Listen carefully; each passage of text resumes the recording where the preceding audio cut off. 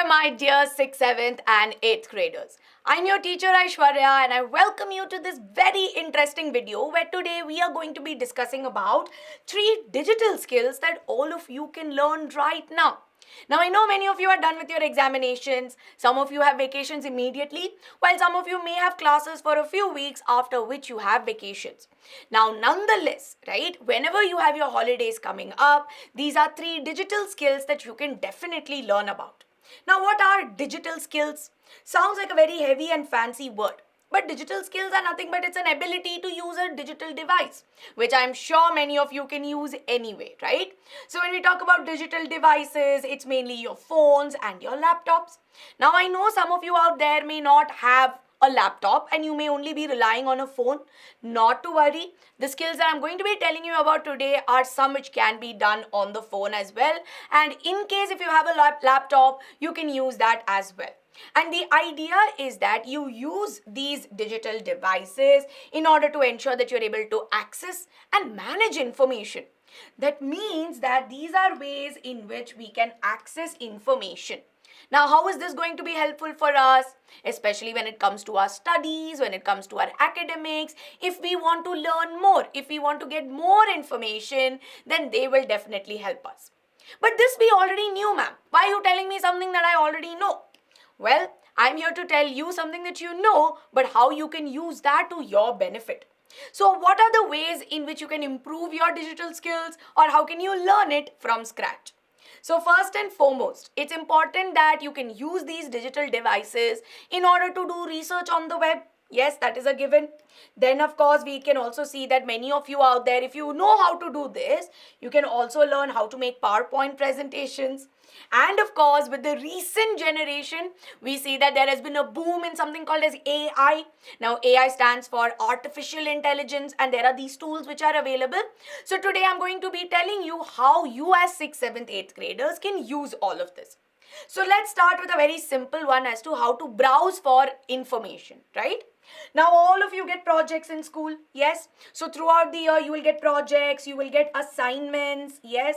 And of course you will be given summer holiday homework which you will have to do.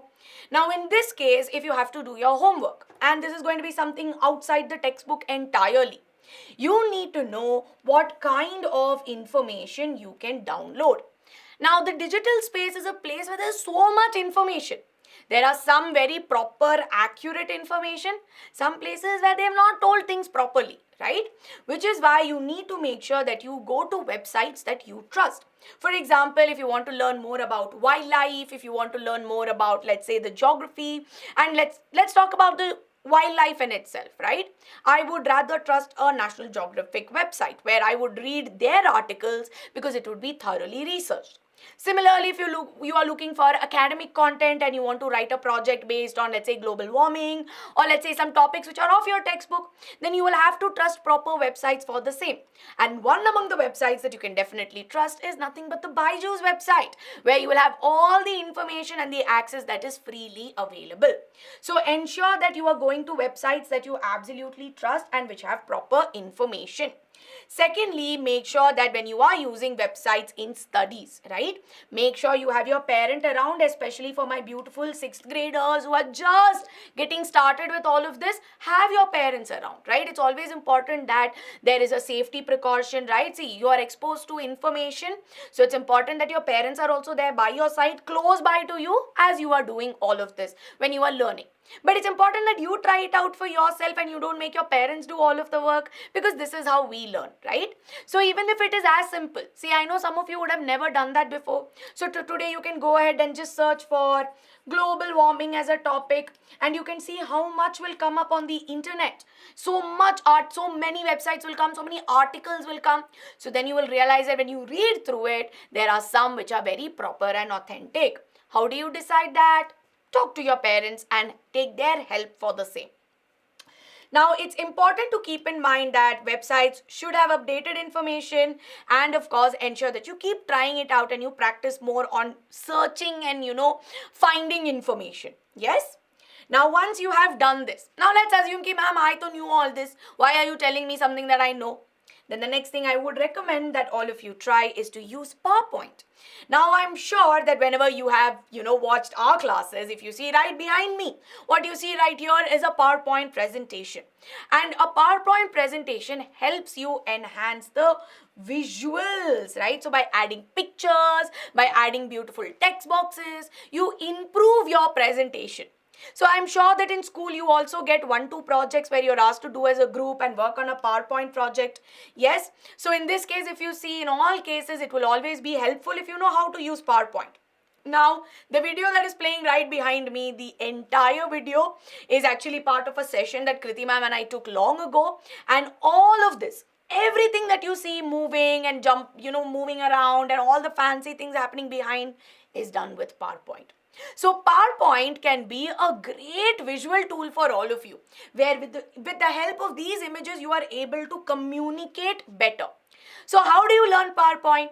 Firstly, it would be recommended that you have a laptop for this. So in case if you don't have a laptop, then you can ask your friends, maybe if your friend and you can study together so that you can use it together and learn together. Yes?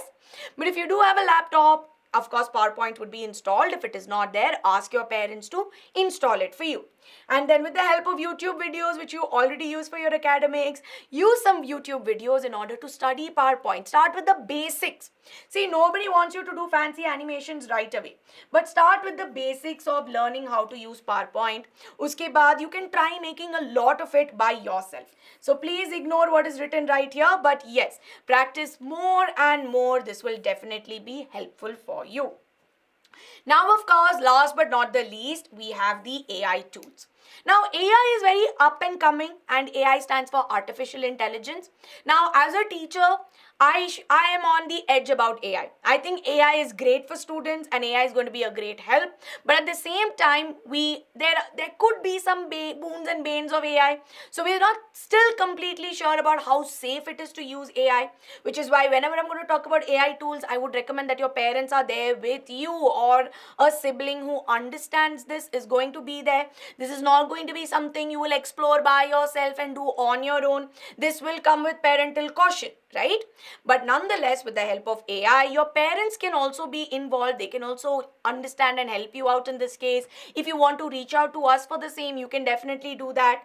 But artificial intelligence is basically a type of algorithm, right? I would say that it's something which runs on its own, but it will run based on what you ask it to do. So if I say I want questions for grade 8 biology, it will give me questions, right? I don't need to sit and think about it. It will do it for me.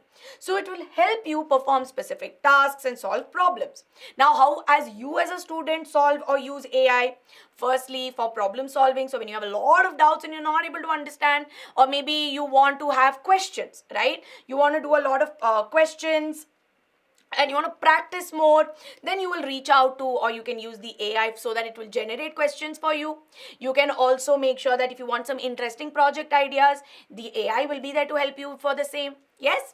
Or in case if you want to plan a day, right? If you want to make a to-do list and you're not able to plan your timings, you can ask the AI's help as well. So we have ChatGPT and we have so many AI models which are available. But none of this, I would recommend that you start right away. Yes? If you do use it, well and good, but I would always recommend that there is a safety precaution that comes with it. Yes, so it's important that you use it with the safety measures and use it for your benefit. Now, if you think कि ma'am AI से मैं project करवा लूँगा, I will do it blindly. See, I would always tell you that when you do things like this, it is not helping you learn in any way, right? So your learning plays a factor and you need to ensure that you use the AI tools to your benefit. Yes, how will it make me better at my academics or my holistic development? So there you go, students, where I told you 3 very simple digital skills that you can use in your day-to-day life. They were not complex. They were not something that was so new that you never heard about. But these would definitely be things that you can start right away so that you can improve your skills. And tomorrow you will be able to do a lot of things. Yes? So this will help you with your overall development, overall holistic development as well. So if you found this video helpful, don't forget to let me know in the comments below. If you have any doubts, let me know in the comments. I will reach out to you. But if you found it helpful, please make sure to hit the like button and stay subscribed to our channel. Hoping to see you all very soon again. Up until then, take care, lots of love, and bye-bye.